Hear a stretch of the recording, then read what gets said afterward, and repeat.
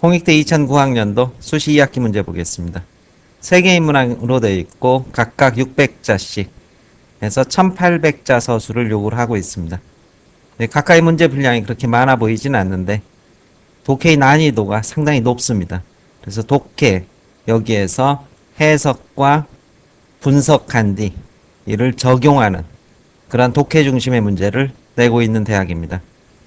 문제의 난이도는 서강대 수준에 결코 뒤떨어지지 않는 그러한 난이도를 보여주고 있습니다. 2009년도에는 인간과 동물의 관계에 대해서 출제를 했습니다. 이 현원의 배경 지식으로는 유전공학과 생명윤리라는 인간 존엄성의 근거, 도대체 인간이 동물과 어떠한 점에서 우월에 서고 차별적인 지위를 누릴 수 있느냐, 이러한 것에 대한 이론적 소개를 하고 있습니다. 이걸 들어두시면은 몇 개 지문들이 바로 이것과 중복된다는 사실을 알 수 있을 것입니다. 반드시 이 수업을 듣고 나서 문제 설명으로 돌아오시기 바랍니다. 문제 보겠습니다. 문제 1번에서는 가와라는 동물을 가두거나 죽이는 행위이다. 각 제시문에 등장하는 인간들에게 동물이 의미하는 바, 이것을 제시문별로 둘 이상씩이라고 그랬습니다. 따라서 각각의 인간 1, 인간 2에게 어떤 의미가 있는지 이러한 식의 분류 서술을 해주는 그런 문제가 될 것입니다. 역시 독해에서 의미를 확산하는 문제, 이렇게 정리할 수 있을 것입니다. 제시문별로 간단한 키워드를 본 뒤 서술 방향 확인하겠습니다. 일단 제시문 가는 곰사냥 이야기가 나오고, 피 마시고 그 다음 곰머리로 제사 지내고 나눠주는 그런 제의적 의미가 단순한 식사 이상의 의미가 담겨져 있음이 파악이 될 겁니다. 제시문 나에는 식사 이야기가 나오죠. 그래 목사와 아브라함, 이 돼지고기에 대한 태도가 담겨져 있고, 제시문 다에서는 애완견을 안락사시키는 그런 이야기가 나옵니다. 이때는 아내와 남편의 태도가 상반이 될 것입니다. 애완견에 대한 태도가 다에서 드러나 있고, 제시문 라에는 동물원 이야기가 있습니다. 어른과 아이 그리고 우리에 갇힌 동물의 보는 이들의 시야의 차이점이 드러나 있는데 그 중에 딱 한 구절만 확인해 보겠습니다. 마지막 단락인데요. 찾아서 보시고, 사람들은 동물을 보기 위해 간다, 동물원에 간다, 그렇겠죠. 화랑에서 한 그림 앞에 멈췄다가 다음 그림으로 옮겨가는 것처럼 한 우리에서 다음 우리로 옮겨간다. 그 다음 이 부분입니다. 하지만 동물원에서 사람들의 시선은 초점이 맞지 않는 것처럼 어긋나 있다. 이 부분의 의미가 확실히 드러나야 될 겁니다. 이것이 서술자에게 무엇을 의미하느냐. 바로 이것은 우리가 동물을 가두면서 그들의 본성과 야성을 없애버린 채 마치 우리 중심으로 그 동물을 해석하고 야성과 본성이 없어진 동물의 모습을 보는 것, 이것은 바로 동물의 본질, 그 동물이 갖고 있는 본연의 모습을 볼 수 없는 그러한 어긋나고 일그러진 시선에 불과하다. 이런 의미가 담겨져 있을 것입니다. 이제 서술 방향 보겠습니다. 따라서 답안지에는 둘 이상씩 의미하는 바를 반드시 적어 주셔야 됩니다. 곰사냥에서 피 마시기, 이것은 바로 자신의 소망을 전이시키는 것이다. 동물을 통해서 자신의 소망을 전이시켜서 자기가 어떻게 일종의 새로운 변형과 변모를 겪고 싶은 그러한 소망이 담겨져 있다. 곰머리는 역시 자신의 소망을 담아내는 제의적 성격으로 일종의 상징성, 지속적인 이런 식량의 확보를 기원하는 그러한 상징성이 담겨져 있고, 골고루 나누어주기에는 이러한 공동체의식을 서로 간에 확인하는 그런 작업이 된다. 따라서 음식을 나눈다는 것은 단순히 먹는 것을 나누는 게 아니라 한 사회 구성원으로서 편입할 것인지에 대한 공동체의식의 확인 작업이 있다. 이런 서술 중에서 반드시 2개가 들어있어야 될 것입니다. 아마도 가히 키워드는 소망, 공동체의식 이 정도가 될 것입니다. 제시문 나에서 목사와 아브라함이 등장하고 있고, 이들이 돼지에 대한 태도는 목사는 돼지를 뭐다, 이러한 동물을 사유재산으로 보고 있습니다. 그래서 주인 거기 때문에 훔칠 수 없는 것이다, 이렇게 보고 있는 반면 아브라함은 이것은 뭐다, 큰 틀에서 보면 신의 소유가 될 것이고 조금 더 낮추게 된다면 주인의 소유가 되는 것이다. 따라서 주인의 소유를 A에서 B로 옮겼다고 해서 큰 문제가 되는 것은 아니다. 바로 공유재산, 이런 의미로 아브라함은 돼지고기를 보고 있다, 이렇게 설명을 할 수 있을 것입니다. 따라서 재산의 개념에 있어서 목사와 아브라함의 차이, 이렇게 돼지에 대한 태도를 분류를 해주시면 됩니다. 팀은 다해서 애완견에 대해서 이 죽어가는 아내는 자신의 정서를 투영할 수 있는 그런 적극적인 동반자 개념이 들어 있습니다. 따라서 자신의 허전한 심정을 대신해서 메워줄 수 있는, 충족시키고 만족시킬 수 있는 동반자로 파악하고 있다면, 남편에게 걔는 아내가 병석에 있자 걸림돌로 작용을 하게 됩니다. 따라서 남편에게 걔는 아내를 만족시키는 이러한 철저한 도구나 수단일 뿐이고, 이 기능이 사라지자 없애버려야 될 걸림돌로 변모하는 그런 모습을 찾아서 서술해 주시면 될 것입니다. 마지막 라에서의 동물원은 일단 어른의 경우 과거를 회상하고 추억을 되새기게 하는 그런 기능을 해준다고 볼 수 있을 것입니다. 이에 비해서 아이에게는 신기함과 호기심을 만족시켜주는 인간 이외의 별도의 다른 세계관을 동물원이 담고 있다면, 이 서술자 부분을 서술해 주시면 글의 본래 의도를 반영하는 그러한 분석이 될 것입니다. 사실 이 글을 전체로 봤을 때 이 우리 속에 갇힌 동물에서 이때 이 동물이라는 것은 본성과 본능이 강자인 인간에게 억압당한 그러한 실체로서 파악이 될 것입니다. 따라서 동물을 가두는 행위는 그들이 갖고 있는 본연의 본성과 본능을 말살하고 제거하는 행위이다. 이 부분에 대한 서술이 있으면 조금 더 바람직할 것입니다. 2번 넘어가겠습니다. 문제 2번입니다. 재심은 마와 아는 인간과 동물을 구분할 것인가, 구분한다면 어떻게 구분할 것인가에 말하고 있다. 논지를 찾아 요약하면서 비교 대조하라. 따라서 제시문의 입장을 요약하면서 이것이 어떻게 다른 지문과 차별화되는가, 이 부분을 서술해 주시면 될 것입니다. 간단한 지문의 키워드 보겠습니다. 제시문은 이 생태계의 동물들을 신체를 통한 기계적 작동과 정신 혹은 영혼의 존재라는 이러한 구분을 하고 있습니다.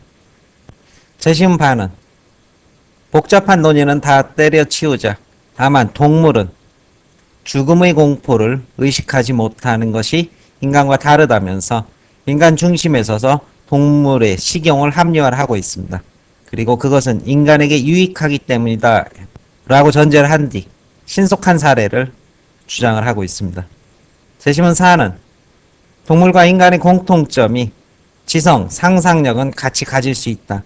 하지만 인간의 고유한 특성인 상징적 상상력과 지성의 부분은 차별화된다. 이렇게 이야기를 하고 있습니다. 제시문 하는 거대한 자연앞에 미약한 인간, 따라서 지성이라는 것은 인간 중심적 시야에 갇힌 오만에 불과하며 인간의 자기만족에 불과하다. 이렇게 이야기를 하고 있습니다. 서술 방향 보겠습니다. 일단 마와 바와 사는 인간과 동물을 구분을 하고 있습니다. 다만 그 구분에 있어서의 기준과 양상을 달리하고 있다는 점이 차이가 날 겁니다. 마에서는 신체를 통한 기계적 작동을 동물에 국한시킨다면, 인간에겐 정신 혹은 영혼의 존재라는 점을 통해서 인간을 차별화시킵니다. 배경지식으로 보면은 창조설에 가까운 그런 입장입니다. 따라서 영혼이라는 고도화된 또 다른 실체를 가진 인간의 존엄성을 우선시하고 있다. 이것이 마에 대한 요약과 주장의 특징으로 정리할 수 있다면, 바에서는 인간 중심설입니다. 그래서 동물의 식용이 유익하다. 그렇다면 동물과의 차이점은 무엇이냐? 바로 죽음에 대한 인식과 공포에서 그 차이점을 찾고 있습니다. 따라서 동물은 죽음을 인식하지 못하고 그러한 것에 대한 공포 자체가 없는 만큼 신속한 사례를 통해서 유익한 동물의 식용을 합리화하고 있다는 점이 바의 주된 중심 논지가 될 것입니다. 따라서 마와 바는 구분은 하되 그 구분의 기준점이 달라지고 있습니다.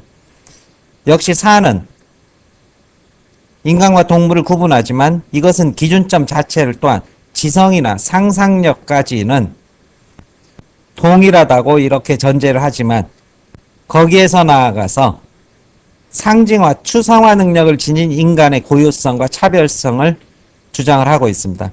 지성의 능력 중에서 특히 상징화, 추상화 능력, 이것은 대표적인 것이 바로 수학이 될 것입니다. 로그, 루트, 마이너스 7 이런 것은 실제하지 않지만 이런 것을 우리는 개념함으로써 실제하는 세계로 상상해서 수학의 세계를 만들어냅니다. 다른 예를 들자면 바나나, 사과, 배, 귤 이런 것들은 동물도 충분히 지성으로 인식하고 사고할 수 있다고 사회에서 말을 합니다. 그리고 바나나를 따기 위해서 심지어 동물은 도구를 사용할 수 있다. 하지만 동물은 이 전체를 뭐로? 모두 묶어서 추상화시킨 실체, 즉 과일이라는 상징의 언어 조작을 해낼 수 있는 능력이 없다는 점을 가장 큰 차이점으로 보고 있는 겁니다.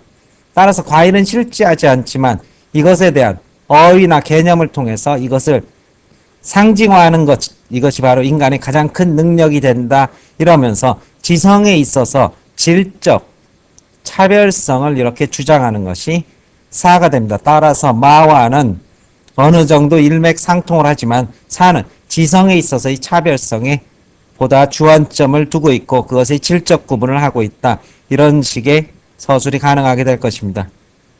덧붙이자면 인간의 추상화 능력이라는 것은 보이지 않는 가상을 끊임없이 개념으로 확대하는 능력입니다. 사랑, 자비, 우정 이런 것들의 상징화 능력을 인간은 가지고 있다. 이렇게 사에서 말하고 있습니다. 마지막 하에서는 거대한 자연 앞에 미약한 인간을 들면서 지성은 인간 중심적 자기 시야에 갇힌 오만과 편견에 불과하다는 그러한 동등설을 이야기하고 있습니다. 따라서 인간에겐 인간의 세계가 있고 동물에게는 동물의 세계를 갖고 있는 것이고 이것이 이것보다 크다. 이것이 이것보다 크다고 말할 수 없다. 그것은 뭐다? 이러한 세계라는 것은 결국 거대한 우주, 자연, 생태계의 뭐다? 아주 극소의 일부에 지나지 않는다. 그 일부 중에서 인간이 갖고 있는 지성의 특징은 더더구나 일부이고 이러한 지성의 특징 못지않게 다른 모든 동물도 각각 자기 세계나 이런 존재관의 세계 속에서 살아가는 것이다. 따라서 이것 하나로 전체 세계의 중심에 우뚝 섰다고 말할 수 있는 것은 아니다. 이것은 인간 중심주의적 오만과 편견에 불과하다면서 상대주의적 동등설, 모든 생태학적 존재가 동등하다는 그런 상대주의적 입장에 서서 인간의 편견과 오만을 경계하고 있는 걸 이렇게 아가 정리가 될 것입니다. 따라서 이번에서는 영혼을 통한 차별성, 그리고 죽음의 공포를 인식하는 것의 차별성과 인간에 대한 유익성의 문제, 그 다음에 상징적 상상력과 추상화의 문제, 그리고 상대성에 기초한 동등설의 입장, 이러한 키워드들이 요약이 되면서 서술이 전개되어야 할 것입니다. 3번 보겠습니다. 문제 3번에서는 마에서 인간과 동물을 구분하는 데 사용된 논리, 잘못된 논리라는 뜻일 것입니다. 이 논리가 자에서는 인간과 인간을 구별하는 데 유사한 방식으로 사용된다. 문제점을 밀림의 의미를 중심으로 비판하라 이렇게 요구를 하고 있습니다. 따라서 이 의미를 명확히 서술한 뒤 이것을 어떻게 마로 확장하는 서술이 필요하게 될 겁니다. 마는 아까 말씀을 드렸고 자에서 보면은 이 밀림에 갇힌 흑인을 이야기하고 있습니다. 그런데 이 백인 또한 이 밀림이라고 자기가 만들어낸 이러한 가상의 편견 속에 갇혀서 이를 철저히 내면화하고 이를 흑인을 보는 일정한 시야와 틀로서 자리 잡고 있다는 겁니다.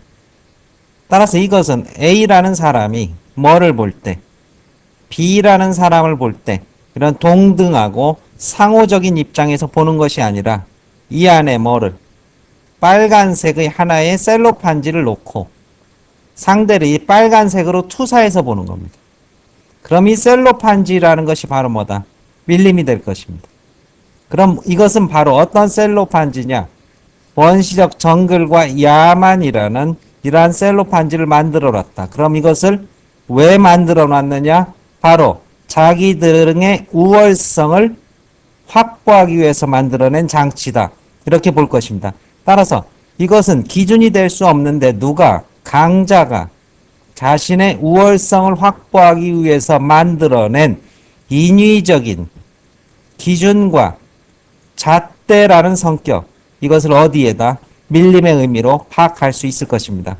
따라서 백인들이 야망과 문명이라는 이런 이분법적 구분을 정당화하기 위해서 밀림이라는 흑인을 폄하할 수 있는 그런 장치를 만들어내서 스스로의 우월성을 확보하려는 강자 중심의 논리가 어디에 담겨져 있다? 바로 밀림에 담겨져 있다. 이것이 바로 조금 더 확대를 하면 오리엔탈리즘이 될 것입니다. 역시 여기에도 배경 지식이 들어있는 만큼 이 수업을 듣고 난 뒤 오리엔탈리즘을 한번 들어두십시오. 물론 이 답안지에 이걸 쓰라는 건 아니지만 이것이 강자 중심의 서구 중심의 논리가 어떻게 탄생되었고 그 논리가 이제는 약자는 물론 강자에게도 마치 하나의 진리처럼 자리 잡아서 상대를 보는 시야의 축, 관점을 이루게 됩니다.